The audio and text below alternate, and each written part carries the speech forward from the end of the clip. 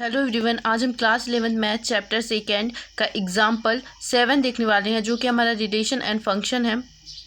तो इसका जो क्वेश्चन नंबर 7 है, एग्जाम्पल नंबर 7 वो है, मान लीजिए कि a इक्वल टू 1 2 3 4 5 6 है, r equal to x y, जहाँ पे y equal to x plus 1 है, द्वारा a से a में एक संबंध परिभाषित कीजिए।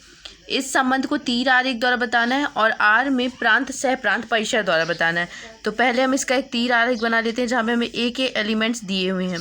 ठीक है, ए के एलिमेंट्स क्या है हमारे पास, 1 2 3 4 5 एंड 6। इसको ए मान लेते हैं और इसको बी मान लेते हैं। अब बी में क्या दिया गया है, इसको एक्स मान लेते हैं, इसको वाई मान लेते हैं। तो एक्स के एलिमेंट जो है ए के एलिमेंट है, मतलब दिए गए। बी के एलिमेंट यानी कि वाई इक्वल टू क्या दिया गया है आपको, एक्स प्लस 1। तो क्या करेंगे, 1 + 1, यहाँ पे हमें इसके बी के एलिमेंट को फाइंड कर लेना है। ठीक है, तो हम यहाँ से कहाँ तक ले लेते हैं, इसको हम ले लेते हैं 1 से लेकर 6 तक, इसको भी हम ले लेते हैं। ठीक है, 1 से लेकर 1 2 3 4 5 एंड 6। 1 में 1 प्लस करेंगे तो क्या आ जाएगा, 2 आ जाएगा, ये आ गया। 2 यहाँ पे रखेंगे तो 2 + 1 क्या हो जाएगा हमारे पास, 3 आ जाएगा। ठीक है, 3 + 4 यानी कि यहाँ पे अगर x इक्वल टू 3 रखें तो 1, तो y इक्वल टू क्या आ जाएगा हमारे पास, 4 आ जाएगा। x इक्वल टू अगर हम 4 रखें तो 1 प्लस कर देंगे आप, तो क्या आ जाएगा, 5 आ जाएगा। अब 5 + 1 करेंगे तो क्या आ जाएगा, y हमारे पास 6 आ जाएगा। ठीक है ना, तो हमने दोनों सेम अब एलिमेंट लिए थे और ये हमारे पास तीर आरेख में हमने इसे प्रदर्शित किया। ये हमारा क्वेश्चन नंबर जो फर्स्ट था उसका सोल्यूशन हमने फाइंड कर दिया। अब सेकेंड हमें क्या दिया गया, आर के प्रांत सह प्रांत और परिसर लिखे।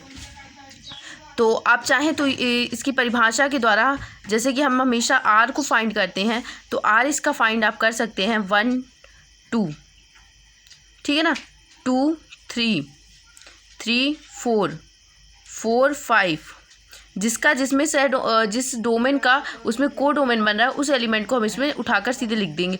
5 और 6, ये बन गया हमारा एक रोस्टर रूप। अब सेकंड में हमें दिया गया है तीर प्रांत परिसर। प्रांत ये होता है, परिसर या ये होता है, और ठीक है सह प्रांत जो होता है वो ये होता है। तो हमें क्या करना है, समुच्चय का प्रांत लिखना है। ठीक है, तो प्रांत किसको बोलते हैं, प्रथम एलिमेंट जो ये वाले अवयव होगी, जिसका इसमें सह प्रांत बन रहा है।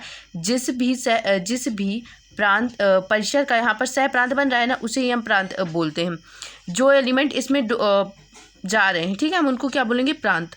तो हमारे पास जो प्रांत है वो कौन कौन से हैं, 1 का जो है कोडोमेन, हम 1 का जो प्रतिबिंब है वो हमें मिल रहा है, 2 का मिल रहा है, 3 का मिल रहा है, 4 का मिल रहा है, 5 का मिल रहा है, 6 का नहीं मिल रहा।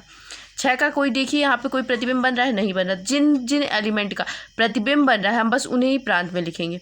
अब आती है हमारी परिसर की बारी। परिसर, हमें परिसर में कौन सा एलिमेंट लिखना है, परिसर में वो एलिमेंट लिखना है जो इसमें हो, जिसका डोमेन के एलिमेंट में प्रांत उपस्थित हो। ठीक है ना, जैसे 6 का है, 5 का है, 4 का है, 3 का है, 2 का है, जिसका इसमें सह प्रतिबिंब उपस्थित हो।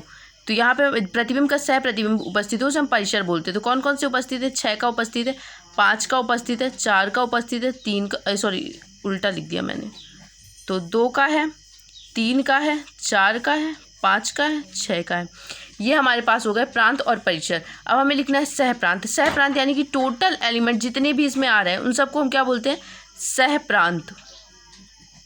तो सह प्रांत हमारे पास क्या क्या है, 1 2 3 4 5 एंड 6, इसको हम बोलते हैं सह प्रांत। प्रांत हम उसको बोलेंगे जिसका इसमें हमारे पास प्रतिबिंब हो। परिसर बोलेंगे जिन प्रतिबिंबों का यहाँ पर सह प्रतिबिंब उपस्थित हो, उन्हें हम बोलेंगे कि ये हमारे पास क्या है, परिसर है। और सह प्रांत किसे हम बोलेंगे, डोमेन में जितने भी एलिमेंट उपस्थित है उन सबको हम बोलेंगे सह प्रांत। आई होप आपको एग्जाम्पल नंबर 7 समझ में आया होगा। अब अगला एग्जाम्पल हम अगले वीडियो में कवर करेंगे।